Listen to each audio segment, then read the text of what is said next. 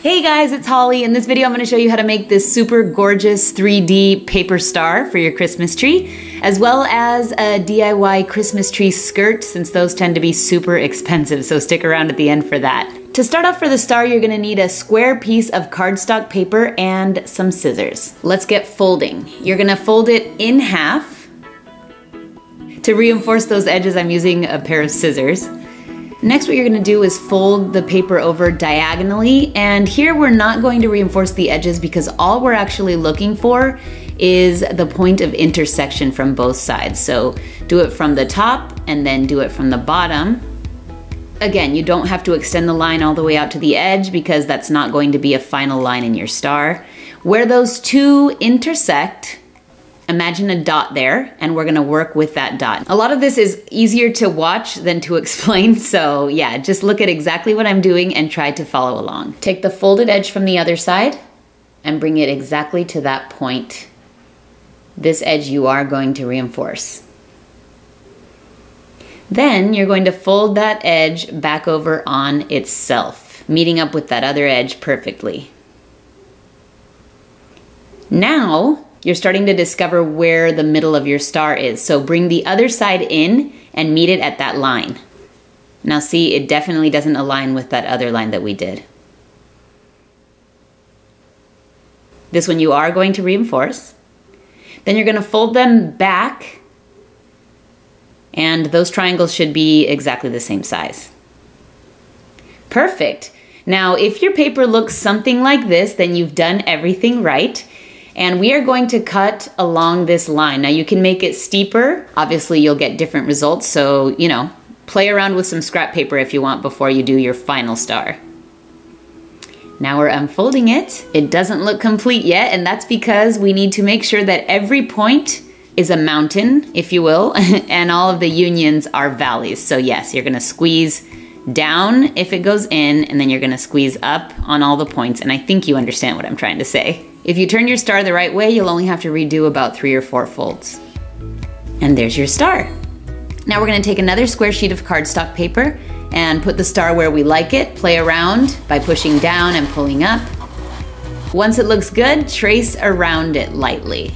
It doesn't really matter if you get ink on the star, a lot more is going to happen to it. Go ahead and label which one's the top so that when you're matching it up again, everything is exactly how you planned. Now we're gonna cut it out with maybe 1 centimeter extra. On the tips, just cut right across. Then of course, don't forget to cut little grooves so you can fold it easily, and fold it all back right along those lines that you drew. Once it's all folded, bring in the other star, tuck it in, and make adjustments. Make sure to cut down the tips so that they don't stick out. Next, we have to find a hole for the Christmas tree to go through, so find which tip you want to be on top and then cut the hole below it. Now pull out your Scotch tape and tape everything together. There's our 3D star ready for paper mache, and the objective here is just to make it thicker, stronger, and more resistant. I couldn't find a newspaper, so I'm just making my paper strips from this magazine. For the paper mache itself, you're just gonna mix Elmer's glue and water. It's super messy, so be prepared. Make sure you're not above carpet or anything. And put those strips of paper all over your star. I especially focused on covering up the seams, and I kind of got lazy and decided I didn't want to cover the entire star. So this is how it turned out. It accomplished the objective for me. It still feels nice and solid. And we're ready to move on to the final 2 steps, spray painting and adding glitter. I got the 2 cans of spray paint and the glitter at Michael's. They're all different colors, but that's not a problem. All shiny glittery things go together, right? So moving on to spray paint, I took the star down to the garage, started with a nice coat of gold, and after 15 minutes, this dries to the touch. So after that, I did a nice layer of copper, and once that dried, I did gold and copper on the back as well. It just looks lovely, even though we're about to cover it up. Once it's all dry, you're gonna grab your Elmer's glue again, oops, and of course your glitter, and you're going to apply the glue evenly with a paintbrush. I started with just half the star, and then there's a setting on the glitter canister that's kind of like a salt shaker. It doesn't let too much out at a time. That worked perfectly for me. Covering the other half of the star with glue, sprinkling some more glitter on there, and remember you can use old glitter that was left over on the paper. Just pick it up and apply again. And we have our gorgeous, shimmering, finished star. Be sure to give it a few hours to dry before you attempt to put it at the top of the tree. As you can see, our tree is super tall, and it was quite a stretch for me to get it up there. But once I was up there, it was super easy to put it on. And voila, there is your star, all finished. The next thing I did was set out to create a Christmas tree skirt. As you can see, the tree looks super incomplete without it.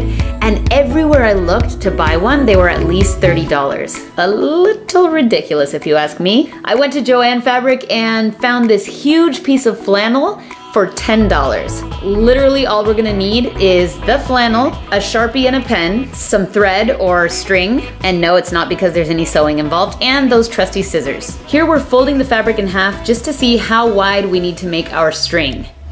We want the circle to be as wide as possible, but it can't be any wider than our fabric. So we tied a string the width of what's going to be the radius of this circle. One side to the pen, one side to the Sharpie, get some help on this, and then just carefully trace a circle. You might feel like it's a little bit wobbly, but honestly this does not have to be a completely perfect circle. Next, we're folding it in fourths so that we can cut out a hole in the center and cutting a straight line to that hole, making it a little bit bigger and a little bit rounder. And that is absolutely the end of it. No sewing, no gluing. I mean, obviously you could glue on a nice fluffy edge if you'd like, but this pretty much looks like a freshly fallen silent shroud of snow if you ask me. You can hide that seam in the back and no one will be the wiser. I'm super happy with how our tree came out. Let me know in the comments if you'd be interested in seeing a Christmas tree styling tips video in the future. But that is it for this video. Give it a thumbs up if it was helpful to you, if you enjoyed it. Thank you guys so much for joining me, and I will talk to you soon. Bye.